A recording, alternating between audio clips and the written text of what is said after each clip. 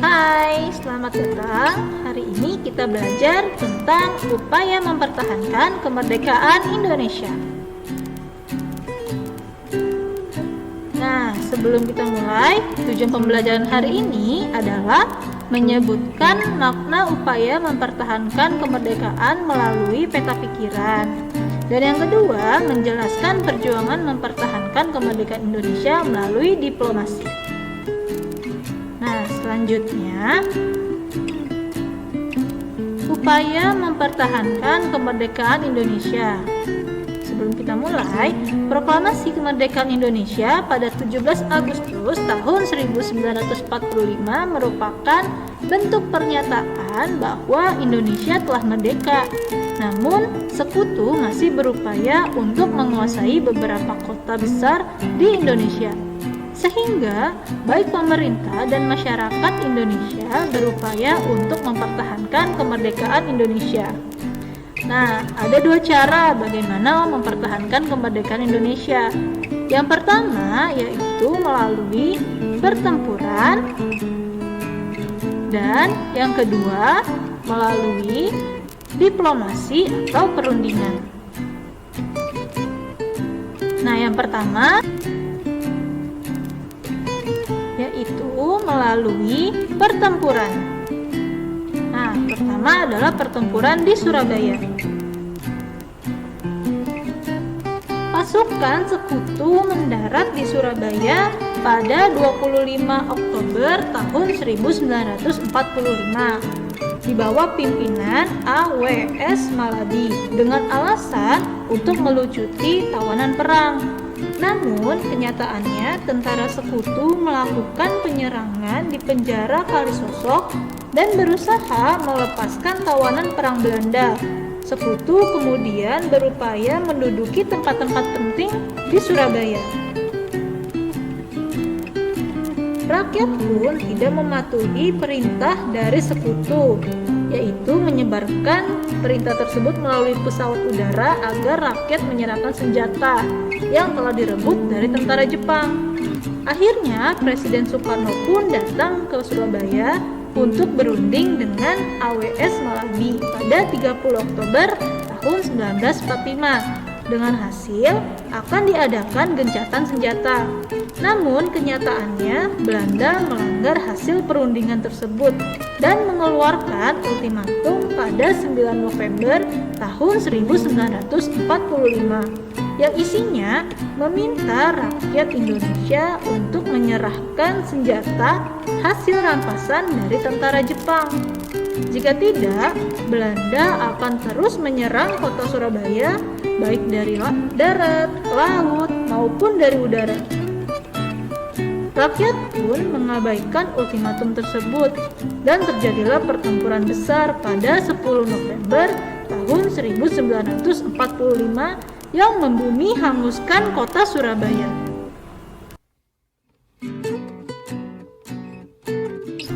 Kota berikutnya yaitu kota Bandung. Setelah berita mengenai proklamasi kemerdekaan Indonesia sampai di kota Bandung, rakyat perlahan-lahan berupaya mengambil alih kantor pemerintahan di Bandung dari tangan sekutu. Awalnya, sekutu berhasil menguasai Bandung bagian utara setelah mendapat perlawanan dari TKR atau Tentara Keamanan Rakyat melalui ultimatum pertama yang dikeluarkan pada 21 November tahun 1945. Kemudian sekutu mengeluarkan ultimatum kedua yang memerintahkan untuk mengosongkan Bandung bagian selatan. Namun, mereka tidak ingin sekutu dapat menguasai Bandung bagian selatan secara utuh.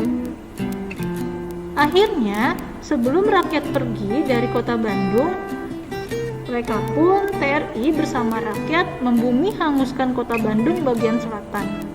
Karena itulah peristiwa tersebut dikenal dengan nama Bandung Lautan Api. Kota yang ketiga yaitu Ambarawa. Pasukan sekutu di bawah pimpinan Brigadir Jenderal Battle tiba di Semarang pada 20 Oktober tahun 1945 dengan tujuan mengurus tawanan bekas pasukan Belanda di Semarang. Tawanan ini ternyata dibebaskan dan dipersenjatai sehingga menyebabkan rakyat marah. Akibatnya, pada 26 Oktober 1945 terjadilah pertempuran antara PKR dan Sekutu di Magelang. Terjadi pertempuran sengit pada 20 November tahun 1945 di Ambarawa karena pasukan Sekutu dikirim dari Magelang ke Ambarawa dan membom desa-desa di sekitar Ambarawa. Pada 12 Desember 1945, Jenderal Sudirman memerintahkan untuk menyerang Ambarawa dari berbagai penjuru. Kemudian terjadi pertempuran sengit selama 4 hari dari 12 sampai 15 Desember 1945. Hasilnya Indonesia berhasil memukul mundur Sekutu dari Ambarawa. Kota yang keempat yaitu kita ke kota Manado. Pada September 1945, tentara Sekutu datang ke kota Manado. Mereka memberikan larangan pengibaran bendera merah putih di Manado. Perlawanan terjadi di berbagai daerah di wilayah Manado. Kota berikutnya yaitu Bali. Pada pertengahan November tahun 1946, I Gusti Ngurah Rai memerintahkan pasukannya untuk melucuti persenjataan tentara Sekutu yang menduduki kota Tabanan. Peristiwa ini memicu kemarahan tentara Sekutu. Pada 20 November 1945, Sekutu mengerahkan pasukannya untuk mengisolasi Bali dan juga Lombok. Akibatnya, terjadi pertempuran sengit di Margarana atau bisa juga disebut dengan peperangan Margarana karena peperangan tersebut terjadi di wilayah Margarana. Nah, dan upaya mempertahankan kemerdekaan Indonesia yang kedua yaitu diplomasi. Yang pertama melalui perundingan Linggarjati. Perundingan ini dilangsungkan pada 10 November tahun 1946 di Linggarjati, Jawa Barat. Penandatanganan perjanjian ini dilakukan di Istana Merdeka pada 15 November 1946 oleh Sultan Syahrir dan Profesor Willem Schermerhorn. Nah, adapun hasil perundingan ini yaitu sebagai berikut. Pertama, Belanda mengakui Indonesia dengan wilayah kekuasaan meliputi Sumatera, Jawa, dan Madura secara de facto atau fakta. Yang kedua, Republik Indonesia dan Belanda bekerja sama membentuk Republik Indonesia Serikat atau RIS. Dan yang ketiga, RIS dan Belanda membentuk Uni Indonesia Belanda yang diketuai oleh Ratu Wilhelmina. Kemudian yang kedua, perundingan Transvaal. Setelah terjadi agresi militer, Dewan Keamanan PBB membentuk Komisi Tiga Negara atau KTN pada 25 Agustus 1947. KTN bertugas untuk menyelesaikan sengketa antara Belanda dan Indonesia secara damai. Perundingan ini dilakukan di atas kapal Amerika bernama USS Renville yang berlabuh di Pelabuhan Tanjung Priuk, Jakarta dan ditandatangani pada 17 Januari tahun 1948. Nah, berikut ini adalah hasil perundingan tersebut. Yang pertama, pihak Indonesia menyetujui dibentuknya negara Indonesia Serikat. Yang kedua, Belanda bebas membentuk negara-negara federal melalui jajak pendapat. Dan yang ketiga, pasukan Republik Indonesia yang berada di kantong harus ditarik. Daerah kantong adalah daerah di belakang garis Van Mook. Perundingan yang ketiga yaitu perundingan Roem-Royen. Perundingan Roem-Royen diambil dari nama ketua yang mewakili masing-masing negara yang berunding, yaitu Mr. Mohroem dari Indonesia dan Dr. J.J. van Rooyen dari Belanda. Perjanjian ini ditandatangani pada tanggal 7 Mei tahun 1949. Adapun hasil perundingan tersebut, yang pertama, Indonesia menghentikan perang gerilya.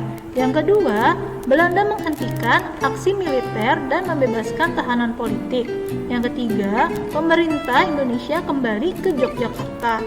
Dan yang keempat, kedua negara ikut serta dalam Konferensi Meja Bundar atau KMB yang bertujuan untuk mempercepat penyerahan kedaulatan kepada negara Indonesia Serikat.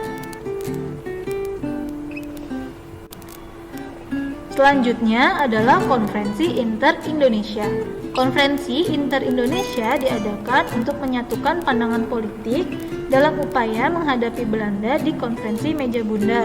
Konferensi ini dilakukan 2 tahap dan di 2 tempat. Yang pertama di Yogyakarta dan yang kedua di Jakarta. Nah, untuk hasil Konferensi Inter-Indonesia sebagai berikut. Yang pertama, Angkatan Perang Republik Indonesia Serikat atau APRIS merupakan angkatan perang nasional. Dan yang kedua, TNI atau Tentara Nasional Indonesia merupakan inti APRIS. Dan yang ketiga, pertahanan negara akan menjadi tugas dan hak dari pemerintahan RIS atau Republik Indonesia Serikat. Yang terakhir yaitu Konferensi Meja Bundar. Konferensi Meja Bundar dilaksanakan di Den Haag, Belanda dan mencapai kesepakatannya pada tanggal 2 November tahun 1949. Hasilnya, yang pertama, Belanda akan menyerahkan kedaulatan kepada RIS. Yang kedua, penyelesaian Irian Barat akan ditunda selama 1 tahun. Yang ketiga, kerajaan Belanda akan membentuk Uni Indonesia Belanda. Dan yang keempat, Indonesia akan membayar hutang-hutang Belanda sejak tahun 1942. Hasil dari KMB menunjukkan adanya penyerahan kedaulatan kepada pemerintah Indonesia. Setelah penandatanganan, pusat pemerintah Indonesia kembali ke Jakarta setelah ditinggal selama 4 tahun. Sementara pasukan Belanda secara bertahap meninggalkan Indonesia. Oke, sekian video pembelajaran hari ini. Terima kasih sudah menonton.